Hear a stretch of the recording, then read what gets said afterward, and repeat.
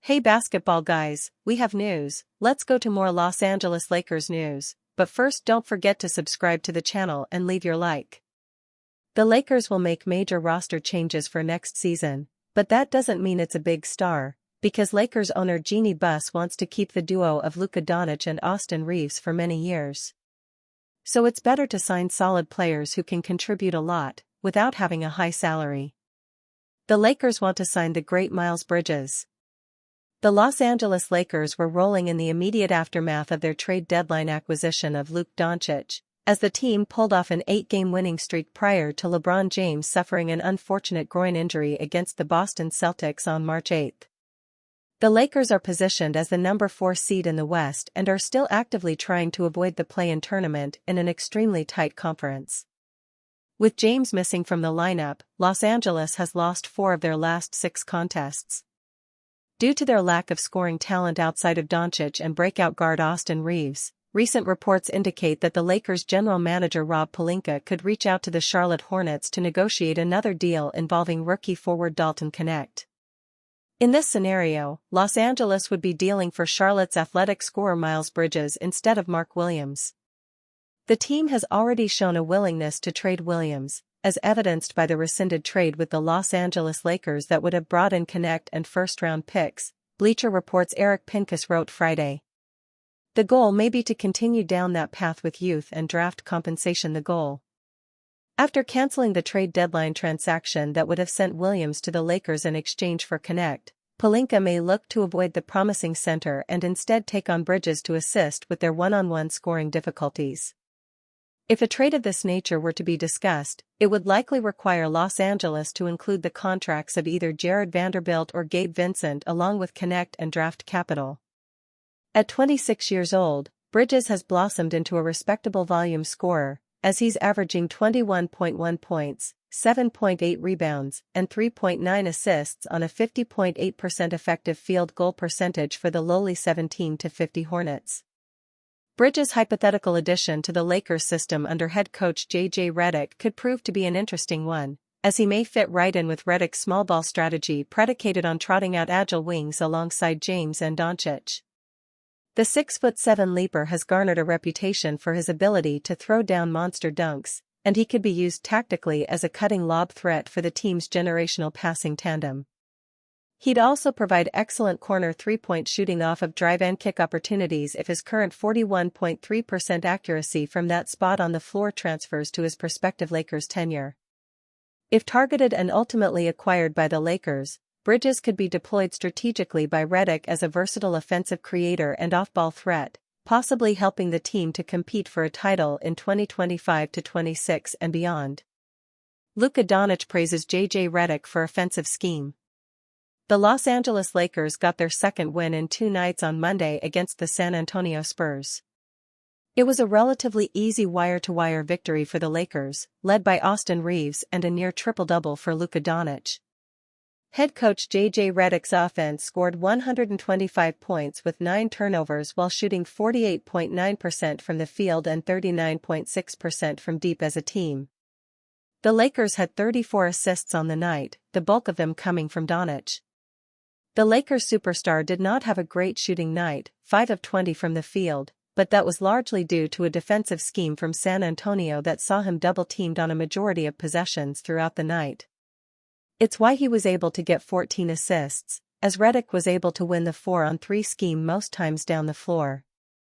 Doncic spoke after the game about the way teams play him defensively and how the Lakers are starting to figure out that they have an advantage offensively every time down the court.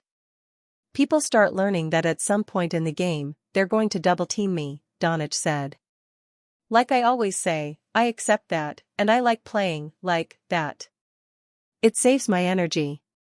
You just have to play 4-on-3, and I think guys are doing great out there. Dorian Finney-Smith, Austin Reeves, Jordan Goodwin, Gabe Vincent and Dalton Knecht combined to go 17-4-39 from beyond the arc, which is 43.6%. And when players are hitting like that, among other positives from Monday night, Luka thinks the Lakers can be unstoppable. I mean, it just shows the team we have, I think we share the ball very good, he said. When we play, pace is very hard to stop us. And like you said, open threes, we have that many open threes. You should win the game, and you should make threes. So we just gotta keep playing like that and show the ball how we do. Doncic had specific praise for Redick and Reeves for the way the offense operates, and knows that with time it's only going to get better. It makes my life easier. Those actions that he puts, there was one ATO today that we ran twice, and it was just for an alley-oop, so that explains JJ's, Redick, mind. The way he sees basketball, it's amazing, Doncic said. But just me and Austin Reeves, calling off the ball, it helps me and him and everybody else because we do it with pace, and it's hard to stop us. The Lakers desperately needed to get back into the win column against two beatable opponents in the Spurs and Phoenix Suns. They not only did so, but they were consistent on both ends of the floor in what looked to be two easy victories. After 4 straight losses with LeBron James out of the lineup, getting some confidence that they can win while shorthanded was big moving forward. Austin Reeves enjoying fun brand of basketball alongside Luka Doncic. Austin Reeves has been excellent for the Lakers over the last few games, and he and Luka Doncic have begun developing a strong chemistry with LeBron James out of the lineup. Reeves said he's been enjoying the fun brand of basketball the Lakers have been playing, especially now that it has translated to 2 straight wins. Los Angeles Lakers may acquire Chicago Bulls star to help Luka Doncic and LeBron James. Los Angeles Lakers recently began their Luka Doncic era with a mid-season deal for the superstar that shook up the NBA world. LeBron James and Doncic's productive partnership so far shows that they are in sync and could give a lot of teams nightmares in the playoffs. But they've yet to add the perfect pieces around them to be considered championship contenders. No matter how far they advance in the playoffs this season, the Lakers will need to address their center position in the offseason. Though Jackson Hayes is doing a good job and has made significant improvements since the arrival of Doncic, he is not a top-level center. They might need to acquire one in the summer.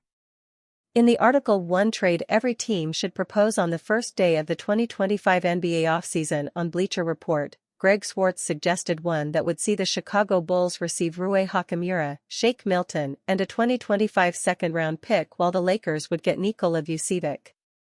Swartz wrote, Vucevic isn't the best stylistic fit next to Luka Doncic and LeBron James with the Los Angeles Lakers. Parting with Vucevic right now is almost a necessity for the Bulls if they are serious about their rebuild. Over the past year, they have said goodbye with Zach LaVine, DeMar DeRozan, and Alex Caruso. If an appropriate offer, especially a first-round pick, is made, this trade will be hard to conclude. At 34 years old, Vucevic is having one of the most efficient seasons of his career. The versatile 6 feet 10 inches big is averaging 18.7 points, 10.1 rebounds, and 3.3 assists while having a career-best 53.4% field goal percentage while shooting 39.2% from three-point range. Therefore, if Laker makes it happen, there is no question that he could contribute in a big way. Would they, however, want a veteran player to back Doncic instead of someone who can be a part of the team for the foreseeable future? Lakers feared LeBron James would ask out after trading for Luka Doncic without his approval. It might have seemed like a no-brainer to trade for young superstar Luka Doncic mid-season, but the Lakers had plenty of things to consider before making the blockbuster deal.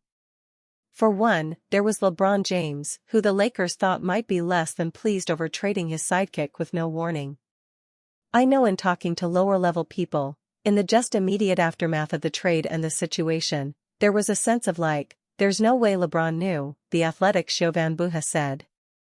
And doing a trade of this magnitude and not giving him the heads up, he's been the guy since he entered the league. There was much speculation on whether or not LeBron James knew ahead of time, but it seems like he was just as surprised as the rest of us. At 40 years old, LeBron wasn't expecting to experience such a major shift this late in his career, and the Lakers were concerned that it would push him to pursue a new opportunity on a different team. I think there's a sense of with LeBron, there's, especially a big move like that, trading Anthony Davis, that there would be some sense of giving him a heads up.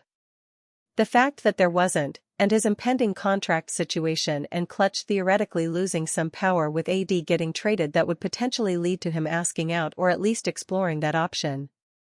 I know from talking to some people around the situation, that was an initial fear.